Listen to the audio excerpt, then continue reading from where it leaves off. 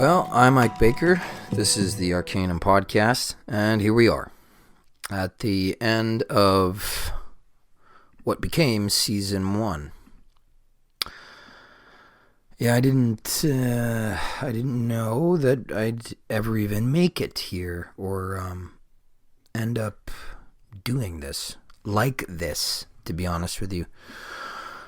But I wanted to take some time to thank each and every person that has listened, shared, engaged, contributed in any way to the podcast and the channel in general.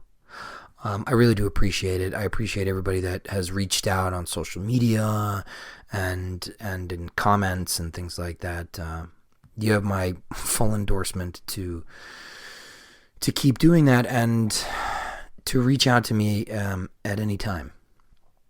It's not easy doing all this, kind of just jumping in and, doing these presentation style lectures and things of that nature. And then on top of that, having these weekly guests, which is it's my great privilege, but it's not easy. But I do feel called, necessitated even, to do this work now. If you would like to contribute financially with a subscription or a one-time donation, head on over to the Arcanvm Patreon. There's a link in the section below. Secondly, I want to thank all of my guests. It truly was my great honor and privilege to speak with each and every one of you. I've been studying this stuff for longer than even I care to remember, apparently. I guess my tally was like something like 13, 14 years that I had been studying this stuff. And I went back into some old journals, probably about a month and a half, maybe 2 months ago, that I hadn't seen since forever, actually.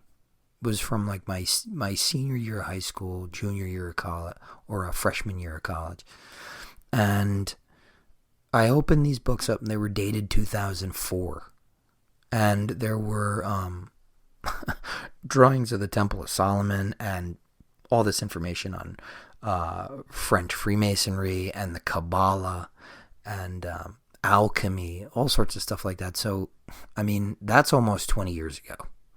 That's how long I've been studying this stuff. I guess comparatively, it was only recently that I've been actually doing the practice as affiliated with an initiatic lineage, group magic, curriculum, all sorts of stuff like that, ritual initiations. I've been doing that for about 7 or 8 years. But what happens is, you can get wrapped up or isolated in your own community. And, there's a state of rigidity eventually that you reach, even though, the initial initiatic or spiritual, transformative, whatever you want to call them, or consider them, when those initial processes are engaged with truly, deeply, the deeper you go, the more they're going to carve deeply into you.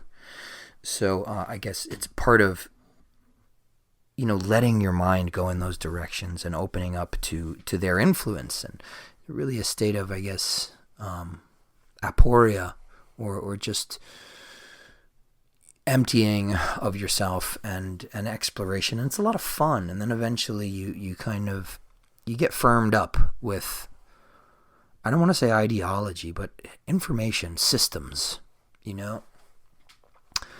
And the people that I have spoken to are people who have done just as much, oftentimes more, work than I have, specifically in their fields and in their respective traditions and things like that. So I've allowed myself to learn a great deal from them in a short period of time, right? I mean, I'm friendly with a lot of the people that I speak to, but I really only get an hour and a half real deep dive from them. And a lot of the people have books. Many of them are authors. Many of them have courses, and many of them have websites and things like that. So we converse on social media and texting and stuff like that. So there's always ways to learn more from a person. But just in those hour and a half, hour-long conversations, I mean, it has been a kind of alchemy, taking me from this somewhat rigid state and really, making me malleable again to a lot of these processes and opening my mind to new things. Because I feel like I am, dealing more with peers at this level. And so I take what they do and what they have to say very seriously. But so I thank each and every one of my guests. I really did. I really, really did learn something new, often multiple things, from every conversation. And really there's no estimating that value for me. But I do want to say one thing. Rigidity is necessary. And I think, in a way, that's how any of these peers that I've spoken to, or any of these well-established practitioners, authors, teachers, magicians, diviners, any of these people that I've spoken to, their expertise is a product of their commitment to a system, at least for a time. And there are lessons on both sides of the fence, really, in malleability and rigidity. I view them as two phases of a single cycle that's just should be on loop for a long time, for a lifetime perhaps. But rigidity is necessary, right? It's a product of your commitment, of buying in. That is what ultimately enables you to give yourself your attention to something entirely, and to let it remold you, remake you, to inform your ways of looking at the world. That's how you get good at anything, really. And that's the secret for people who want to get good at least something, right? They say, jack of all trades, master of none type of thing, or even better, right? The Chinese proverb, the man who chases two rabbits catches neither. You have to buy in. You have to become rigid. You have to submit yourself to discipline. And then from there, once it has really remade the way that you look at the world, well, then you can start to take some liberties, and then that process will likely repeat. You can't stay in that rigid state and keep growing, but that state of rigidity is a product or a culmination of you striving towards a goal. And I think if you're really connected to something, if you're really engaging with spiritual currents, right, for lack of a better term, then I think when the time is right, opportunities will be presented to you to become malleable again. So season 1 was a great success, really, honestly. But going forward, I'm going to be posting 1 video a week to the channel. So now that includes, right, my lecture presentation style content. So that means the podcast interviews will likely slow down to 2 or 3 episodes a month. But I want to know, what do you guys want to see or hear going forward? Are there guests you want to hear interviewed? I prefer shorter episodes. I mean, that's a product of multiple things. But what do you all think? Leave comments, please. Let me know what you're thinking. Now, just because you're leaving a comment and I'm asking you to weigh in doesn't mean that I'm going to, you can't make everyone happy. But I am interested.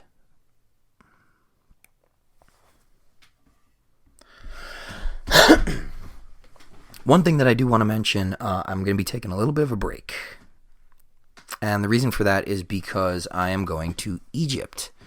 Egypt and Greece. Yeah, I put up a sort of an announcement, quote unquote, video maybe like a month or two ago. It's still in my videos. I think the title of it is like Egypt announcement. But I am going to Egypt and Greece. So I'm going to be overseas for a little while, not too long. I'll probably be taking about a month. And I'm going to be headed to Luxor, Memphis, Cairo, Giza, Alexandria, and Delos in Greece. So I've gone to Greece. I've spent a lot of time in Greece. I used to go as a kid. I have a lot of family there. Even in terms of spirituality, I feel a tremendous pull to that place. It's like the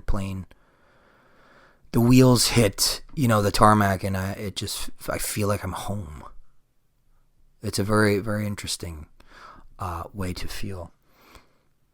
When we didn't grow up someplace, and I didn't grow up speaking the language either. I ended up teaching myself, and I know enough to get around alone there, and I know enough to read and write.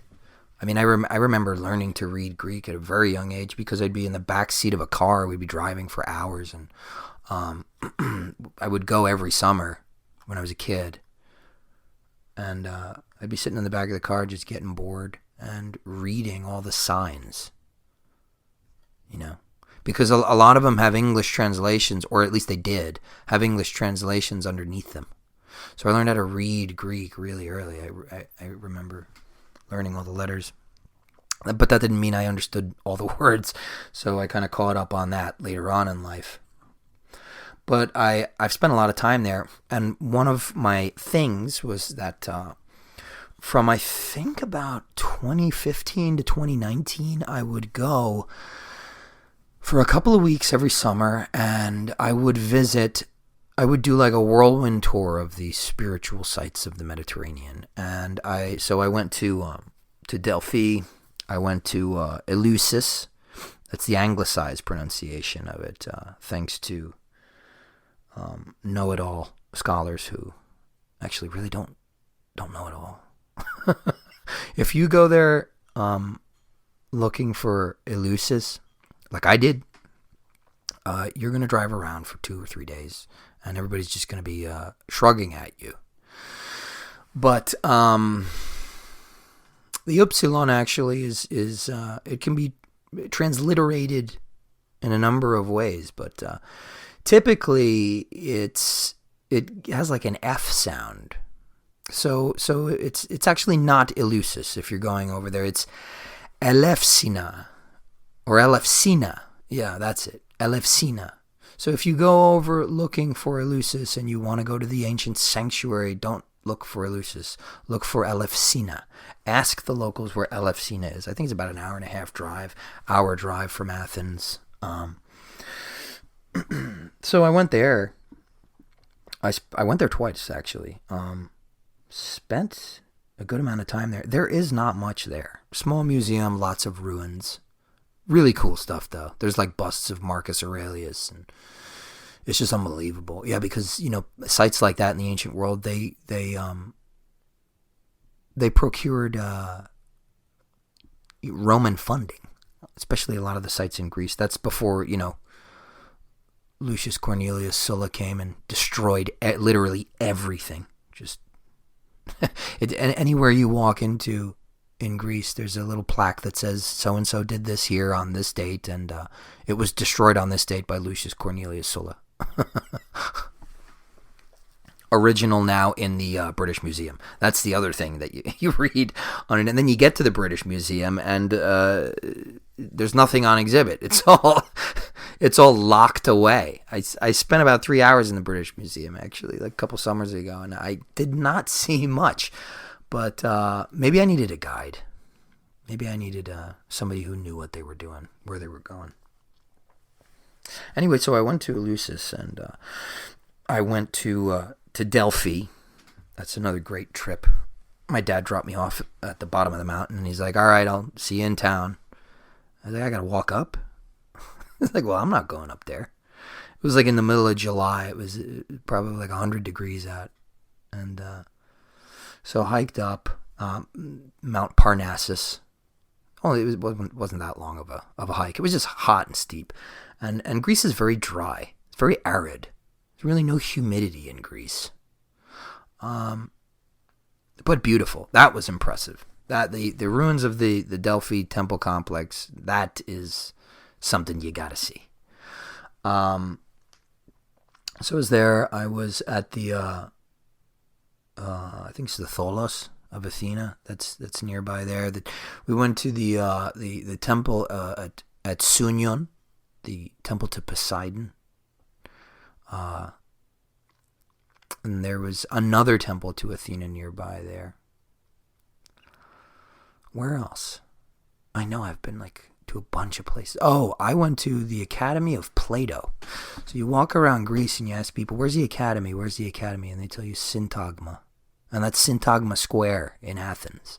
And that's, where this university, very old university, is. But that's not where Plato taught, And so what happened was I had to use the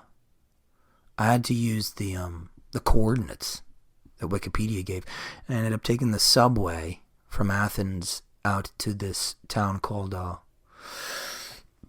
Kolonos, and then nobody knew where it was from there either. I asked taxi drivers. Somebody had a gelato frappe place. Nobody could tell me. So I walked probably about, I don't know, a couple miles. Again, midsummer, dry heat. And I got there. And that's more like, it's just like a rundown park. It says Academia Platonos. And you walk in, and the first thing I did was I kind of broke down a little bit. I kind of teared up, had a good cry. And that's how you know you're a nerd. But, and then I looked around, and it was just filled with these, with homeless, gypsies, really, and wild dogs.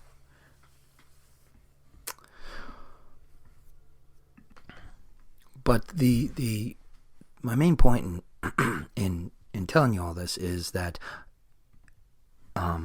there and abroad, I've been to the UK, and I've been to Iceland, and I've been to Italy, and in all these places, I'll find a spot, and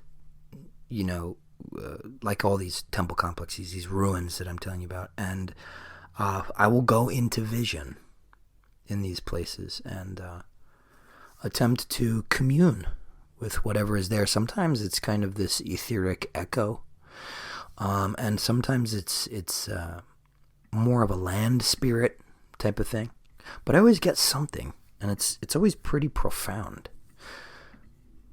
I'm going to be doing some of that stuff in Egypt now, and also at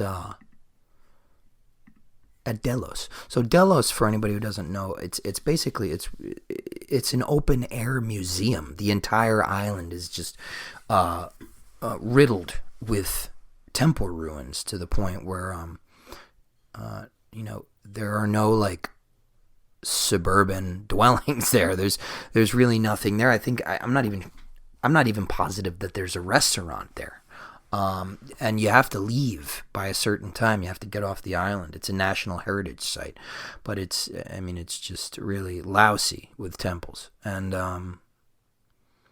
so that'll be it'll be an interesting trip. And one of the things that I'm going to be offering during this time, where I'm not going to be really posting any new content to the YouTube pages, I'm going to be I am going to be doing a vlog, like a video journal of the things the places that I'm going, the things that I'm seeing, and I'll have some footage from the pyramids, etc., and I mean, this is all God willing, hopefully.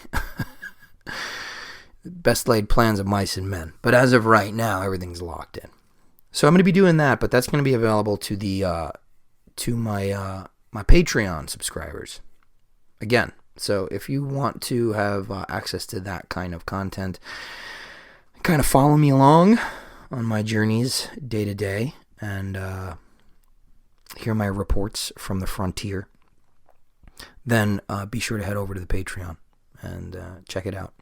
Subscribe, fire over a donation. I mean, really, it's the price of a cup of coffee.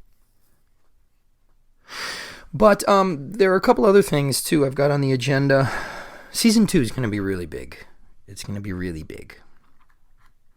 And I have a bunch of guests lined up that I'm super, super excited about. It's to the point where I'm like scratching my head like, yeah, really? Really you want to do this? That's cool. I was just kind of shooting in the dark by asking you, but so I think you guys are going to be really excited.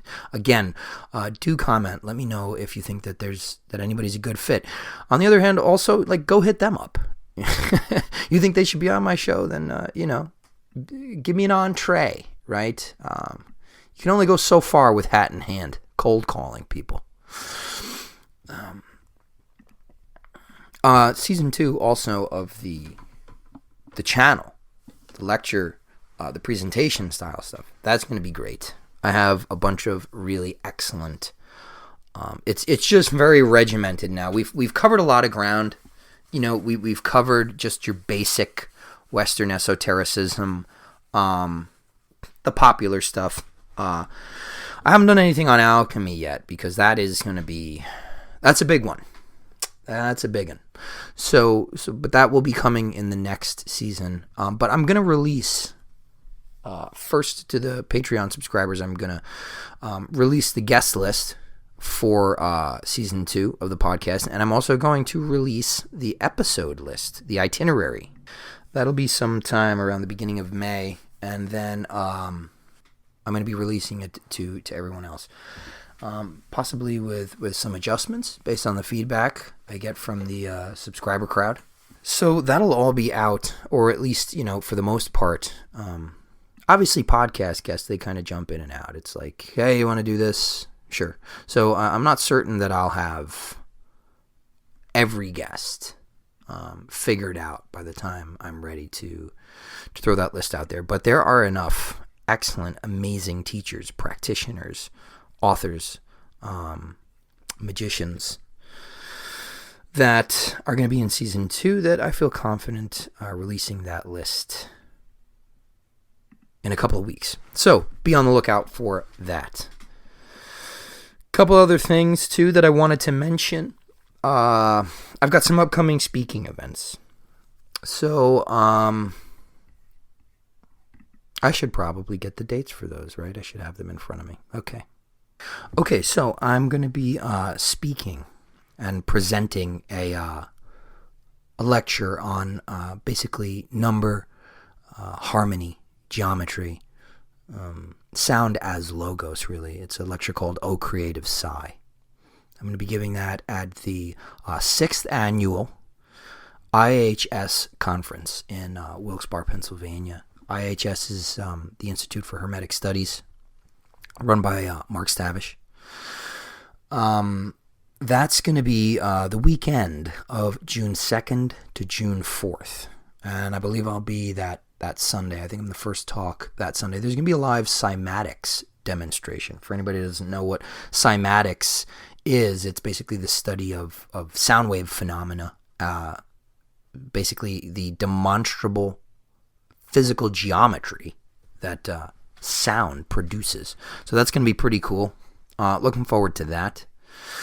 I'm also going to be speaking July 29th at the All-Ohio Ingathering of the Allied Masonic Degrees. That's going to be a lot of fun. I just got involved with the York Rite, so for all the Masonic brethren, I'll be there. I'll be giving a talk on. We're gonna go deep, right? I've got 2 hours, but we're going to be getting kind of esoteric. It'll be an esoteric exposition of the working tools of a fellow craft. So that, again, is July 29th. That's going to be in Ohio. If you check out the Ohio Allied Masonic Degrees AMD Association on Facebook, you can get all that information. Also, I'll be speaking September 18th at Ascension Lodge, number 89 in Phoenix, Arizona. I'll be giving a talk there. That's going to be a lot of fun because there are a lot of Masonic brethren out in Arizona that I'm in touch with and have really gotten to know and gotten close with over the past year or so. And I'm really looking forward to meeting them in person, greeting them fraternally. It's going to be a lot of fun. So going back to IHS again, Institute for Hermetic Studies, I'm going to be also part of a course. And that course is going to be available on Teachable. That's a platform. And we're going to be using Zoom. So I'm sure that if you're alive and over the age of 6, maybe not even, you've used Zoom before. You may even use it frequently. Well, get ready, because we're doing a class on the 3 books of occult philosophy by Heinrich Cornelius Agrippa. So one of the things that we're really trying to do with this is we're trying to communicate, parse out what the system of magic, of natural, celestial, and divine magic that Cornelius Agrippa expounds in his 3 books, somewhat cryptically. Really, it has more to do with issues in translation and just the time period. But we're doing a pretty rigorous parsing out. I'm using several different translations, right? The 2 that are available are the Tyson and JF version. And then we also have the wonderful version that Eric Perdue produced most recently. And I'm also going through the Latin just to kind of cross-reference. But also there's just years of practical experience on the table, because I'm going to be teaching the first book on natural magic, right? So those are going to be the first 2 2-hour sessions starting July 2nd, and it's going to be going every Sunday for 6 weeks. So my sessions would be on the 2nd and the 9th of July. That's 8 to 10 p.m. Eastern. And then the book 2 is going to be taught by Jamie Paul Lamb, right? Who, I mean, beautiful mind on that guy. He is a light in this community as pertains to the delivery of exquisite information. Yeah, he's an excellent teacher. I've taken multiple of his courses now through IHS on astrology, and I've learned enough to feel confident. And if for anybody that has attempted practical astrology, you know that's a mouthful. That's a big statement. Book 3 is going to be taught by Mark Stavish, the man himself. So right there, you have 3 practitioners of, who knows how many decades combined experience. So we're going to be delivering a course on these. There's going to be more information coming up. So stay tuned to either my page, Jamie's page, Mark's page, Institute for Hermetic Studies. Have a look at it. It's going to be excellent. It'll also be available to view afterward. But I'm not really sure 100% now if you have to subscribe or something like that. I'm not sure that it's just going to be available for free. It very well may be. So just stay tuned for more on that.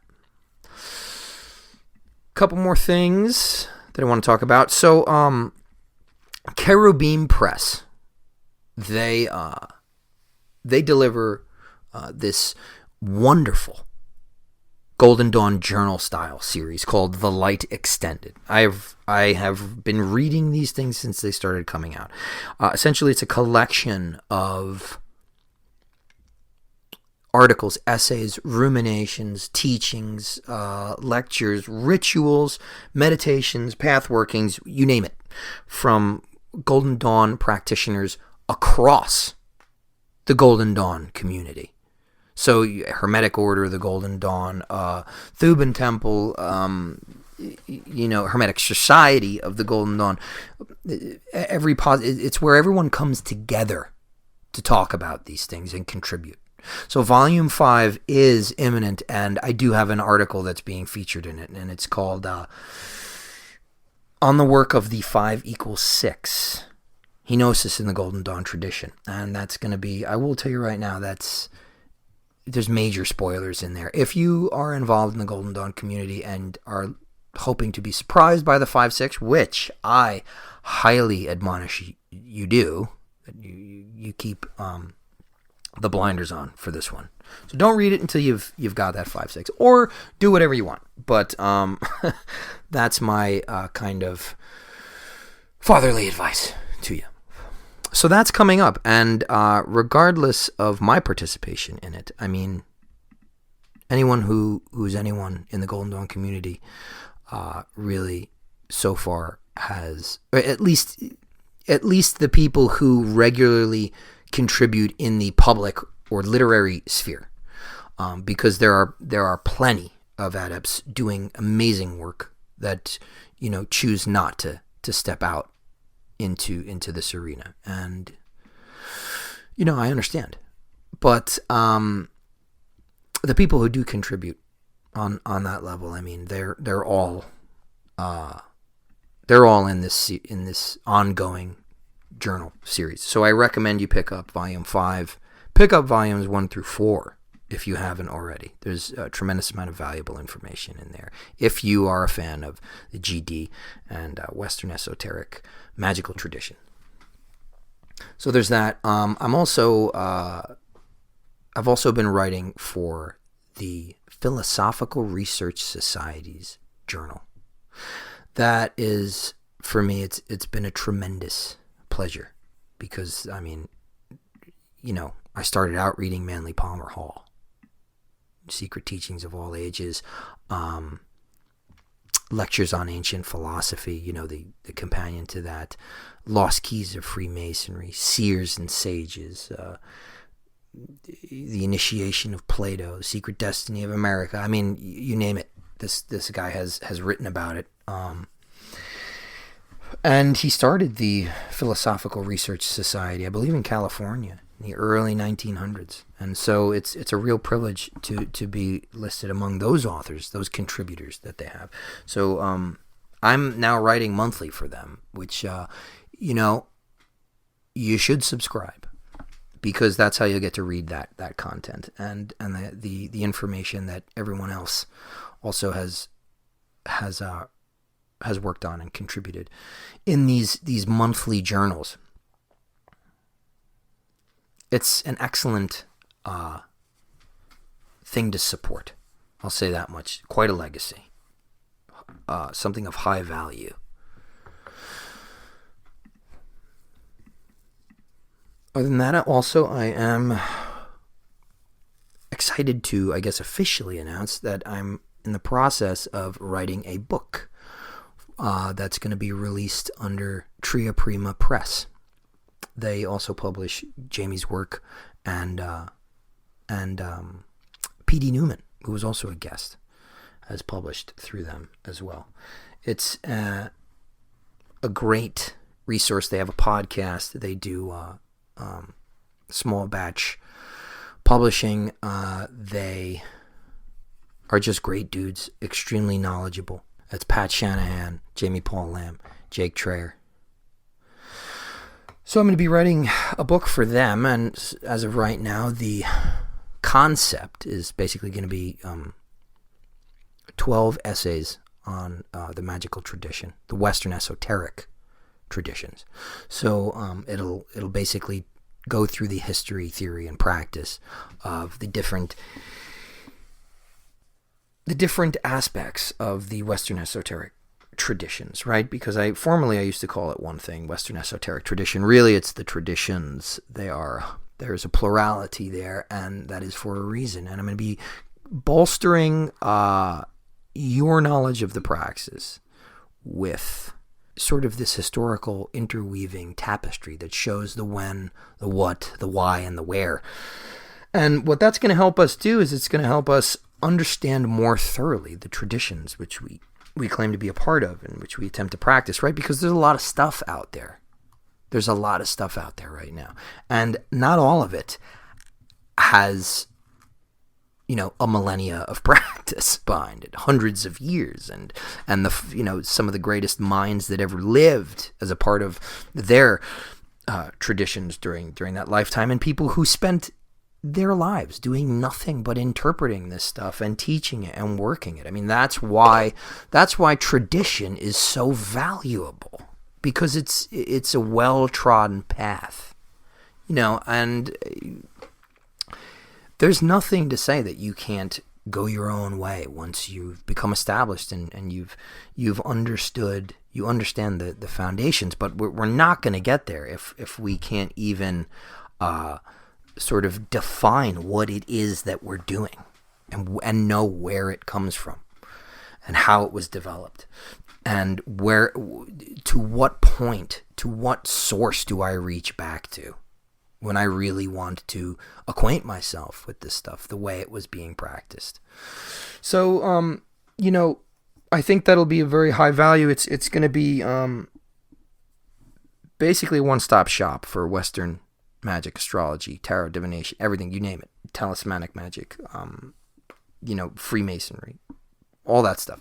It's going to be really cool. I'm working on it. You got to give me time, but not too much time. So that is my first book venture. I'm very, very happy it's with them. I also wrote a blog, a piece for them, a short piece on Plato's virtue, his philosophy of virtue, arete, eudaimonia, all that jazz, and why it is central in things like Freemasonry, and why it's a prerequisite, sine qua non of the Western esoteric tradition, and that'll be getting published shortly. So that's kind of some house cleaning there for you. Just letting you all know what's going on in Arcanvm world.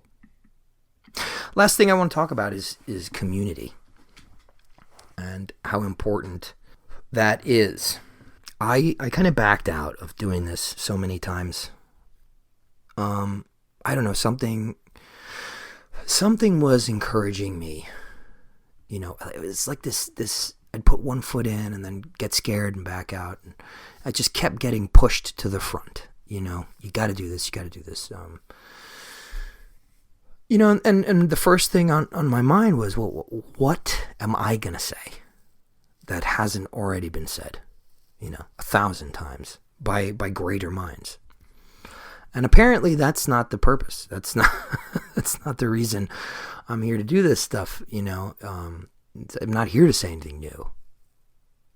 But, circumstances regarding my personal life and my spiritual life, my mundane life and my personal spiritual praxis, converged to foist this upon me, or rather just to throw me in to the deep end, right? So here I am doing this work, and it's tough. It's extremely demanding of my time. It's extremely demanding of my energy. It's extremely demanding just in general, especially to do it at the pace that I do it at, because I love it. I do love it. I love this stuff, but it's a labor of love. But what I have found to be the great balm or consolation, or perhaps even the best possible affirmation I could have gotten to do this, is the small but growing and very sincere community that is built up around the premieres and on social media, and just constantly reaching out and allowing me to get to know you, and allowing me to field your questions and tell you a little bit about myself. That is tremendous, especially in a time right now where everything is divided into 1,000 tiny pieces. So much so that you look at it and you're like, how are we ever going to put this back together again? Right? Because that's what we all want. What we all want is unity. You know, we want a coming together. We don't know how. We're constantly shooting ourselves in the foot. So what's been really interesting to me about this is that not only is it something that we're all very, very interested in, but it's also something that calls us to engage with the higher, right, hopefully, with the highest aspirations of our souls. And doing that together, being with each other, and having each other's backs, and having people to bounce ideas off of, and challenge you, and bring you to new and exciting, sometimes terrifying places. It's a beautiful thing. I think that's the only way that we make it. You know, there's this kind of radical individuality that is part and parcel of being a modern person, but particularly an American. And it's extremely useful to some extent, but like anything else, taken to an extreme, nothing good can come. And nothing good has come. This radical individualization has served the interests of consumerism, sure, right? It's all about you. I mean, if you look at commercials and see how many times they use the word you, have it your way. It's your plan. You know, they're just doing horrible things to you, to pander to you.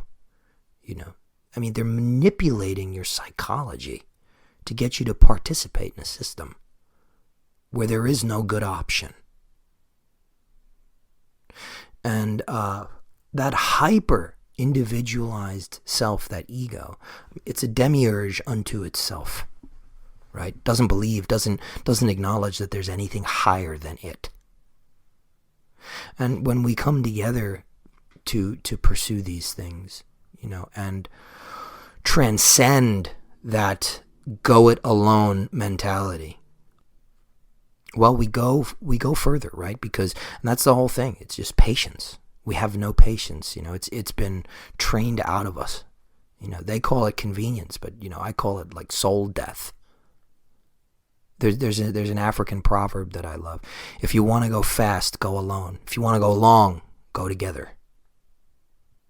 And so that's what I'm really happy about, and that's why I try and involve you guys as much as possible. And I'm always going to encourage you to participate and engage. You know, keep it healthy. Stay cool. You can call me whatever you want. Do I encourage you to do that? No, but it's your God-given right to do that. Just, you know, exercise discretion when it comes to other people. Please. Please, again, I can't make you do anything. I don't want to. But just an admonishment, let's say, like a friendly request. Please keep it civil. And everyone has so far, for the most part. On that note, thank you for listening, as always. Thank you for everything. I hope to be here with you for as long as I am meant to. In loops.